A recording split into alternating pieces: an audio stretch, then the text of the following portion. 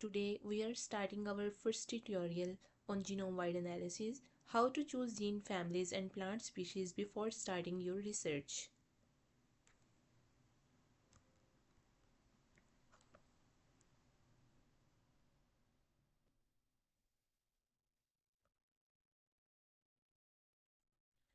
So before starting any genome-wide analysis, the most important thing is clarity.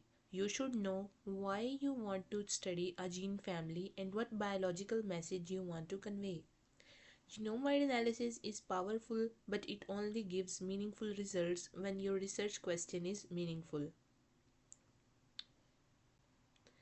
So there are five steps of before starting our genome-wide analysis. The first is to identify a biological problem. Second, link that problem to the right gene family. Third one is check what work has already been done on that specific gene family. Then confirm the presence of conserved domains. And fifth, make sure the gene and genome sequences are available. Step 1 is identification of a research problem. Always begin with a research biological question. Ask yourself, what problem am I trying to solve through this gene family? For example, if you want to study stress tolerance in wheat, your question might be which gene families are responsible for drought or heat tolerance? If you are interested in flower development in sunflower, your question might be which gene families regulate floral organ formation? If you want to understand disease resistance in plants, think which genes help plants detect pathogens? These biological questions are like seed from which your entire genome-wide analysis project grows. Once the question is clear, the next step is selecting the gene family. Ask yourself which group of genes is relevant to my biological question. If you are working on stress tolerance, go for the gene families like HSPs, WRKY, NAC, BZIP, DREB. If you want to work on flower development, choose gene families like YABI, MEDISBOX, AP2 likes, TCP, and so on. Now the next question is which plant should I choose? There are two approaches.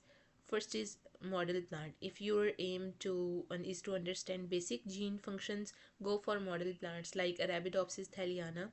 It is having small genome and it is well annotated, and like Oryza sativa, it's a monocot model. These plants help you set a baseline.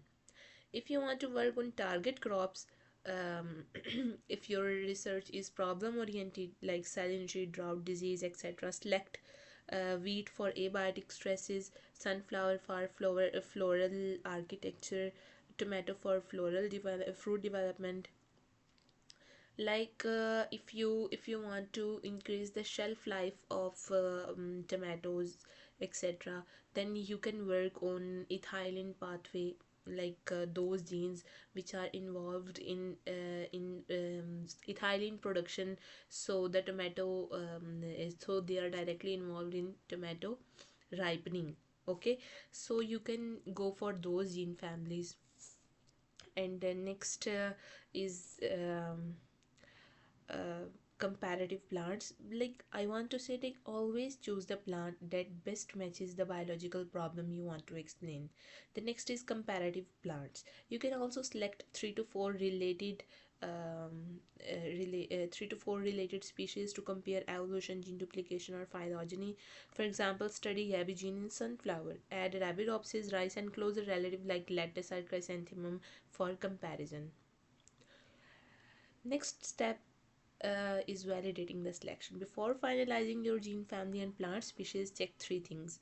Genome availability. You have to check if the genome is available on Phytosome, NCBI, or Ensemble. Like if there would be no genome, you can't work. You can't go for downstream analysis. Okay, so the first and most important thing is that your genome, the plant on which you want to work, is having genome on these databases. Okay, next is annotation quality. Like I don't think so you have to focus right now on this annotation quality. Like you can do anything with annotation furthermore, so I will skip this one. And then the next is scientific gap. Has the gene family already been thoroughly studied in this plant? If yes, can I offer something new? Like the one thing that comes in my mind is like I want to work on Yabi gene family in Arabidopsis. I will search from NCBI, PubMed, or Google Scholar, ResearchGate, etc. I will write keywords like Yabi in sunflower. If there are no results found from any database, so it's a gap. If the gene family is well studied in Arabidopsis but not in your chosen crop, like I chose sunflower. Yabi is not well studied in sunflower, so that's a research gap, and research gaps give you publishable results. So, selecting the research. Once the gene family and plant are finalized, write 3 to 4 simple objectives, like identify all the members of a gene in target genome, classify them based on conserved domains, construct phylogenetic relationships, analyze motifs and gene structures, check expression patterns under stress or development. Writing these research objectives help keep your analysis structured. So remember, gene family selection and plant selection is not random. It's a scientific step-by-step process. If you get this right step, your entire genome analysis becomes smooth. I hope this video helped you understand how to choose a gene family and a plant species for genome-wide analysis. In the next video, we will start with how to download gene family sequences and prepare datasets. Subscribe for more genome-wide tutorials. Allah Hafiz.